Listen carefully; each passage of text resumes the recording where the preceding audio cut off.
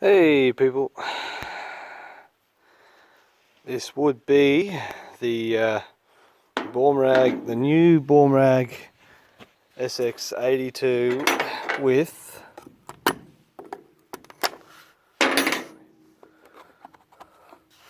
the good air filter. Now it's done a lot of work and it's still clean in there. How good is that? I do love this chainsaw, however, hearing me talk will confuse you with a not so good review I left. Now that's because of two things. One of which is these fuel lines. Hang on, I'll go get some fuel line. Right, see that? That is fuel line. Beautiful stuff. This is also fuel line. Pretty good stuff. It's a fairly, it has to be a pretty durable material. So that's fuel line. That doesn't even resemble a McDonald's drinking straw. So that line, the purge lines and everything inside here, that's easy fix. If you get on YouTube and look up Scott O'Malley, he bought this saw as well, which I watched his video first, and his saw wasn't getting fuel, and he found that the fuel lines were splitting at the ends. And each time he cut it shorter, it kept splitting. So he just got the clear stuff, put that on there. That's worth it. You know, like, that's no big deal. That's not an issue at all. You know, I've been using this saw. I would buy another one. I'm going to buy another one. This one will keep the 24-inch bar, and the new one, well, the next one I buy soon will have a 20-inch bar and chain, which I'll have to buy and put on, because this much power, it would be good for everything. But just on that 24-inch bar, they sent me a 22-inch bar cover. Not an issue either.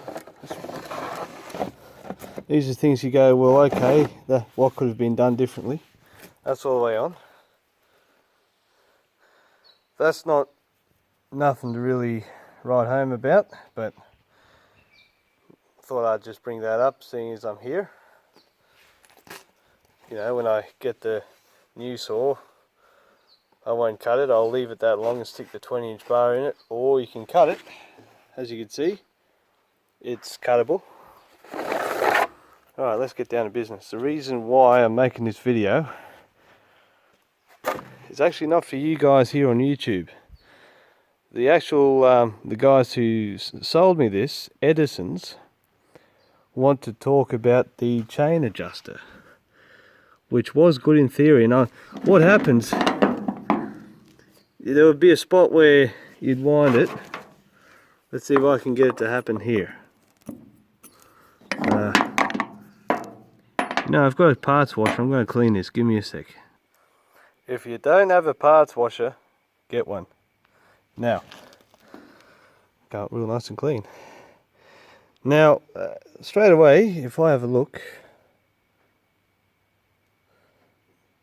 it's a worm drive inside, and we got substandard materials. Now, one thing straight away, I know it's convenient having the adjusting screw there.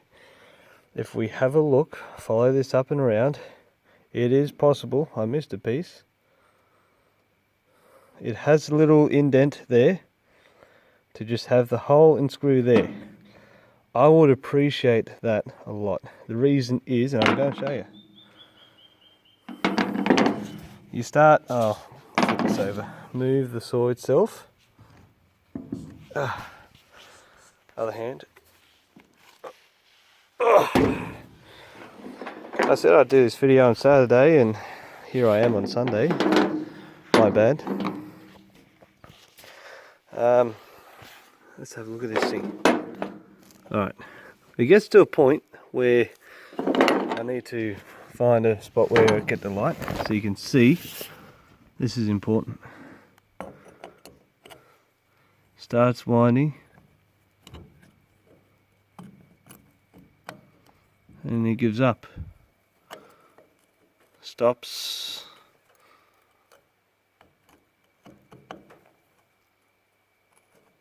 Starts up again. Stops. I'm still turning. That's given up. That has given up. That just gave up.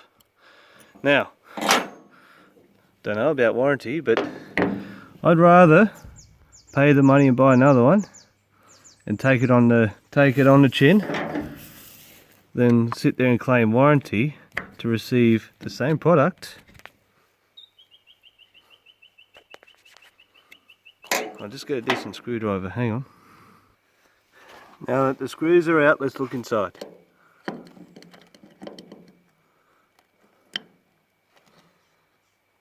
I'm not too sure about that.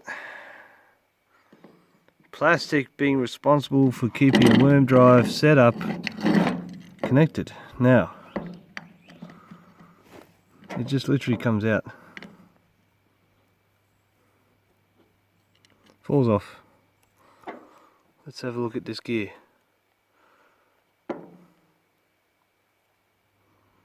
Ah, there. Because it wasn't a perfectly snug fit, because that piece of plastic was responsible for keeping the worm drive snug, because it wasn't snug, as soon as it got too much, it spun. They can turn around and say, oh, we didn't see you tighten it, you probably over tightened it, stripped the threads and tried to get your money back. Well, I don't want my money back. I'm not interested in that. Appears that this okay, that comes out too relatively easily enough. Let's inspect this. So that's fine. Looks alright.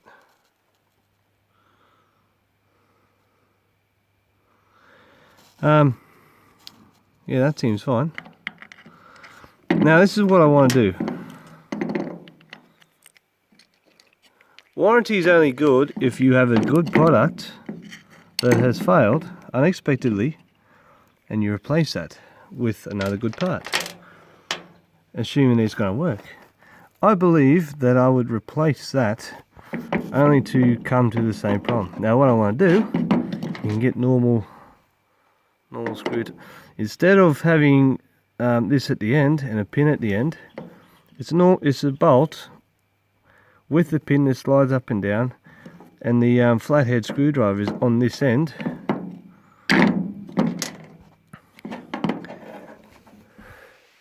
It goes in there. I believe I could drill it. I'll have to put up with this cover. What you do is you wriggle it to a point where it bites and then you start adjusting, but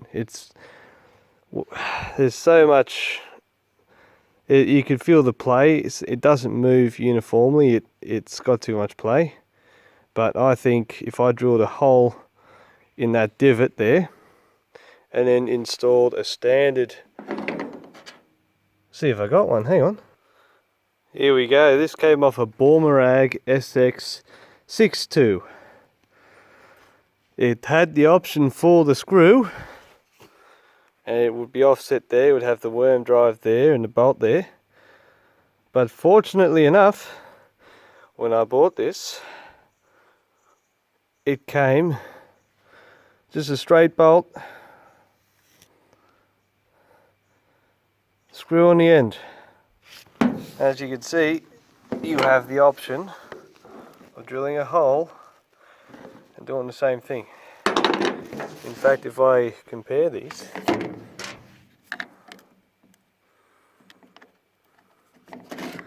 I don't think I would be able to use that one due to the different size, but guys, this is mainly for the Baumr-ag guys, or Edison's, or yeah, it's a great saw. Those are the only I'm going to put this back together because I do need to still use it, put up with the issues I've got. But and I will be buying another one. I'll probably buy a couple. One with the 20-inch bar, leave that 24 on there, and grab one specifically for the big stuff, which is the 36-inch or the 42-inch. But I'm going to buy another one. Don't get me wrong. Constructive criticism is what you received from me. Hopefully to take this real customer feedback, this constructive criticism that I'm giving you, those those fuel lines, they're no good. They're gonna fail, and I'm not expecting warranty. I'm going to be replacing those, and I'm going to do the work myself, and I might buy another case, but I'll probably drill a hole in this one and then install a normal pin in it to see what happens. If I do it wrong, okay, I'll take it on the chin.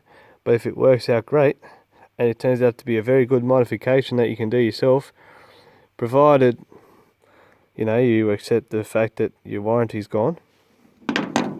Yeah, that's what I'll do. Or if I can get my hands on a brand new one of these, I'll stick it on and be very careful with it, knowing that that gear is ready to strip at any moment, because I would say substandard materials. Maybe they spent a lot of money on developing this saw and they didn't have much left, so they went on cheap fuel lines and substandard materials, which well, fortunately that's the only place they did it. Yeah, so there's a video. This was for Edison's, but you guys, yes, it's a good saw. Yep, by all means, grab yourself one. They are bloody good. I do like it. And they've gone a huge leap forward.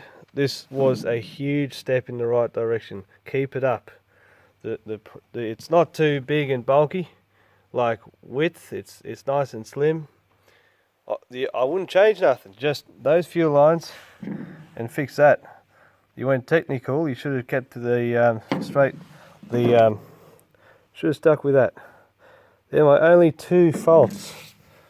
But hopefully this video will help you guys to work towards whatever it is that you do, like where you take customer feedback and use that to constructively improve the product. They're the only two things, I reckon. Apart from that, yeah, thumbs up. You'll get 5 stars, 100% good reviews from me and all that. Once you do, well, I think this is more important than that fuel line. Fix that. The fuel line, it might hold, it might not, but that is a bit more than just pull the hose off and replace it. So I'd do that one first, and second priority would probably be those fuel lines. The air filter design, beautiful, love it. This saw has done some work and it's still clean. It's a very positive fit, it doesn't leak. I love this thing. I am very thankful that I bought the saw. Just those things. So anyway, I'm going to leave that with you. I've got to get up for work. And there's no phone signal where I work. Out in the forest, every now and then I get the odd blip. I look at my phone, I've got all these messages, but it's too late. Signal's gone again, can't reply, It's usually in the morning, maybe a lucky spot throughout the day, and then when I knock off, that's where I catch more phone signal. So yeah, that's why I'm hard to get a hold of. So yeah, you could say Telstra, that's how we connect. Anyway, I'm off, gotta get ready for work, and thanks for watching and paying attention. I hope this helps you guys sort out those 2 bugs. Alright, have a good one. Talk to you later.